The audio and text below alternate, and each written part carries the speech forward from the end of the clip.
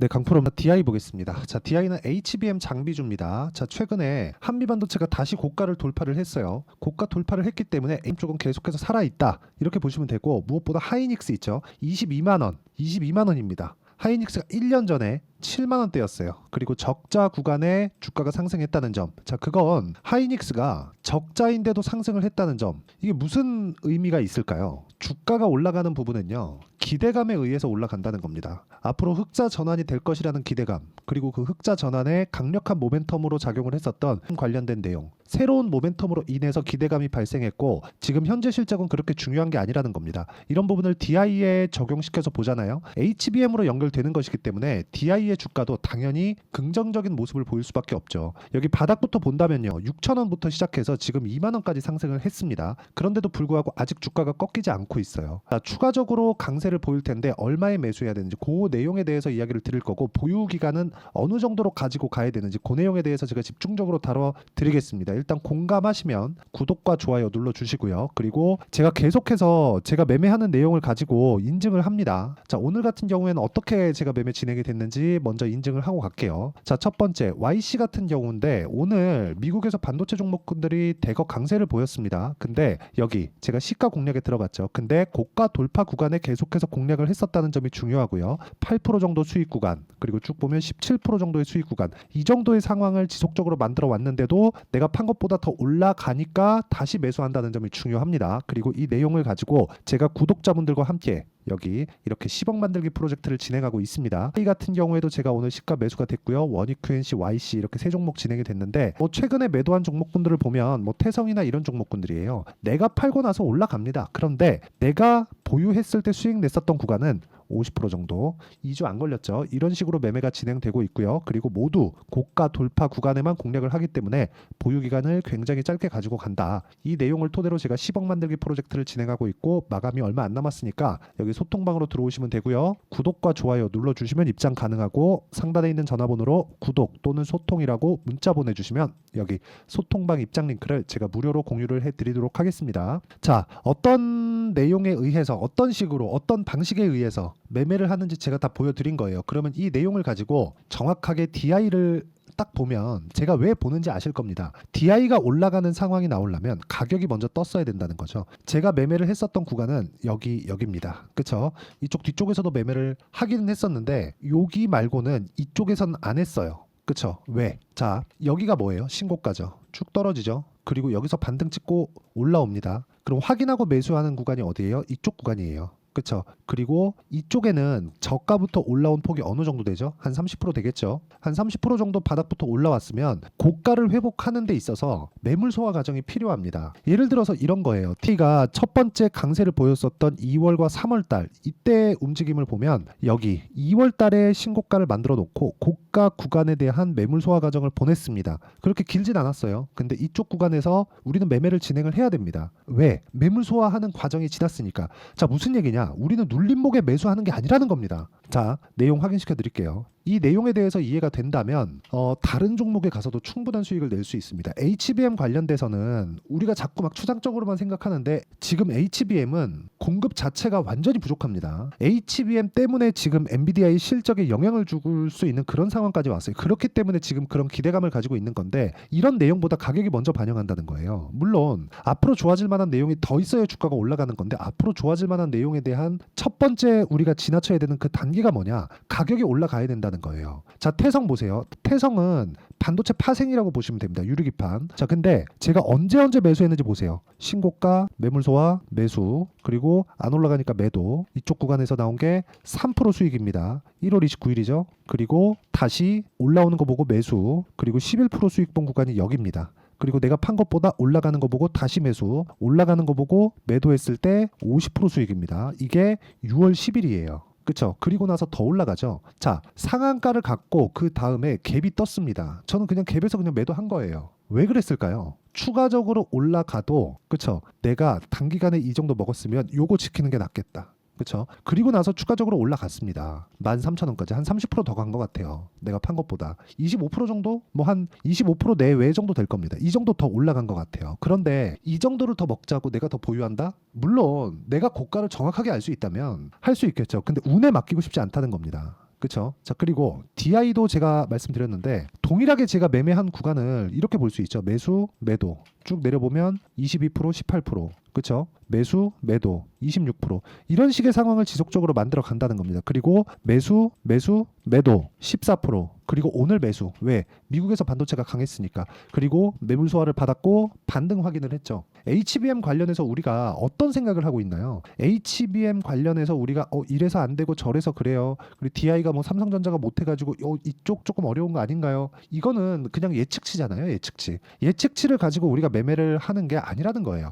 확정치를 가지고 주가를 봐야 되는 거고, 그 확정치는 가격입니다. 그리고 그 가격을 보는 과정 속에서 우리가 단기간에 상승폭이 많이 나오잖아요. 아까 전에 제가 이쪽 매물 소화 구간에서만 이야기를 드렸었는데, 매물 소화를 하고 난 이후에, 그쵸? 이평선을 보잖아요. 이평선과의 주가와의 그 이격도는 상당히 많이 벌어져 있는 것을 볼 수 있습니다. 자, 제가 조금 여기 요 화면은요, 키움증권의 0606 화면이고, 실제 키움 사용하시는 분들은 내가 매매한 내용이 여기 다 찍혀 나옵니다. 이건 조작이 안 돼요. 그쵸? 그리고 요거는요, 그쵸? 이미지 파일이나 그런 게 아닙니다. 그렇기 때문에 아예 조작이 불가능하다, 그렇게 보시면 되고, 조금 더 확대시켜서 보여드리기 위해서 제가 DI의 그쵸 일반 차트를 가지고 보여드리면, 자, 올라가면 올라갈수록 이쪽 고가 대비해서 22평가의 이격도가 상당히 많이 벌어져 있죠. 종가 대비해서 고가를 따지면 종가 6%, 24% 하면 18%죠. 그리고 여기서 22평가는 13%. 그러면 고가 대비해서 30% 이상이 벌어져 있었다는 거잖아요. 그럼 30% 정도는 우리가 줄이고 간다는 걸 알고 있어야 된다. 이 부분을 좀 기억을 해주셨으면 좋겠어요. 이걸 모르면 주식시장에서 정말 어려워질 수밖에 없습니다. 그리고 이 내용과 함께 이격을 좁히고 있는 과정에서 뭐가 나왔어요? 이평선이 주가랑 만나는 단계는요, 두 가지가 있습니다. 주가가 떨어져서 이평선하고 만나거나 이평선이 올라와서 주가하고 만나거나, 두 가지예요. 수렴의 방법 두 가지입니다. 근데 여기서 우리가 생각을 한번 해보자고요. 수렴하는 과정에서 뭐가 나왔습니까? 자, 그 전에 상승 나왔죠. 여기서도 상승 나왔죠. 60일 이평선은 계속해서 가는 거죠. 왜? 평균 가격대가, 저가가 계속해서 평균 가격에서 빠지잖아요. 시간이 지나면 지날수록. 그러면 주가가 빠지지 않고 이평선이 올라오면 주가가 횡보하는 과정에서 이평선과 주가의 이격도가 줄 수밖에 없고, 이 구간을 우리가 공략했을 때 적절한 구간에 공략할 수 있다. 근데 이것조차도 이격이 벌어졌을 때, 즉 내가 보는 건 이격이 좁히는 걸 보지만 매매하는 거는 이격이 벌어졌을 때 한다. 올라가는 걸 보고 매매하자. 요 내용이에요. 그러면 DI 관련해서 DI 장비는 쓰레기예요. 여기는 안 써요. 삼성전자 안 돼서 안 돼요. 이런 얘기 할 필요가 없는 거예요. 주가가 이렇게 고가에서 버틴다는 건 무슨 이야기가 됩니까? 거래가 계속해서 들어오고 있다는 거예요. 그렇죠? 그럼 우린 돈을 믿는 거잖아요. DI가 좋습니다. 그 이야기를 드리는 게 아니라, DI가 제가 계속해서 추적 관찰하고 매매를 오늘까지 했었던 이유는 가격이 버티고 있기 때문이다. 가격이 버티고 있는 종목들을 하자. 예를 들어서 제가 다른 종목군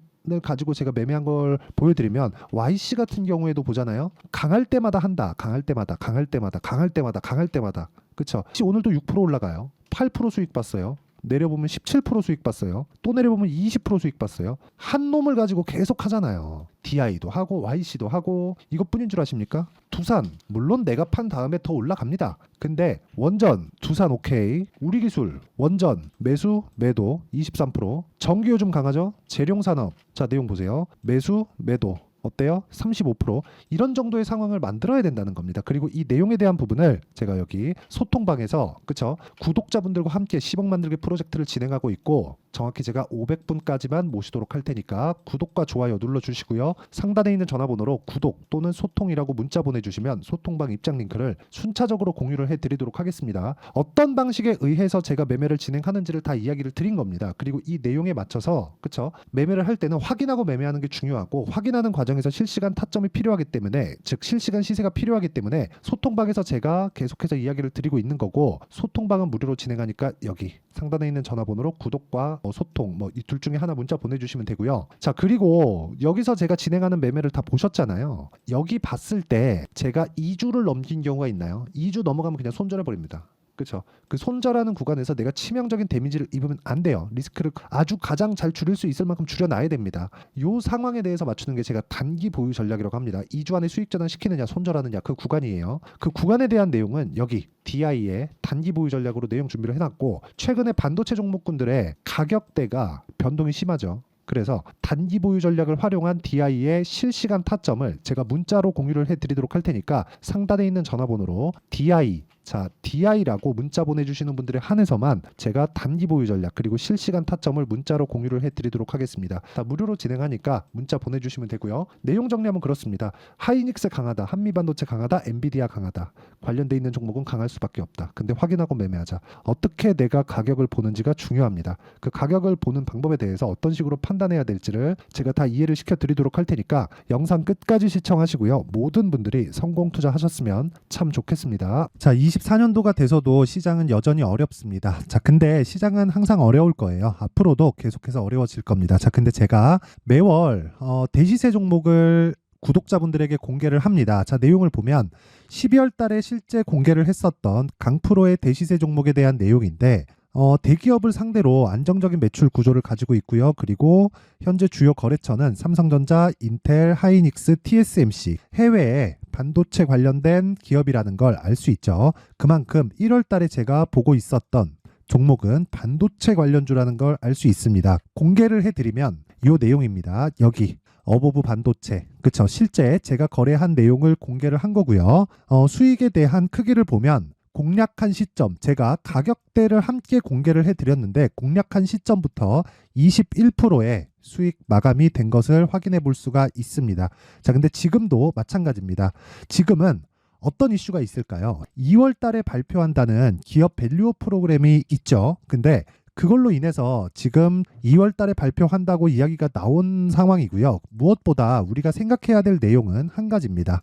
어떤 이슈나 그리고 어떤 상승할 수 있는 내용으로 인해서 주가가 올라가는 것은 맞죠. 하지만 가격이 먼저 반영한다는 걸 반드시 알고 있어야 되고 그런 내용에 대한 파악이 되었을 때 그쵸? 여기 어보브 반도체처럼 21% 그쵸? 대략 3에서 4일 동안 20% 이상의 수익을 먹을 수 있고요. 그리고 여기 HLB 같은 종목처럼 대략 일주일이 채 되지 않는 기간 동안 30%의 수익을 낼 수 있습니다. 자, 그러면 답은 나왔어요. 재료에 대한 부분보다 중요한 게 가격이다. 자, 근데 지금 시장에 쏠려 있는 게 뭐죠? 2월 달에 발표하는 기업 밸류업 프로그램에 대한 내용이죠.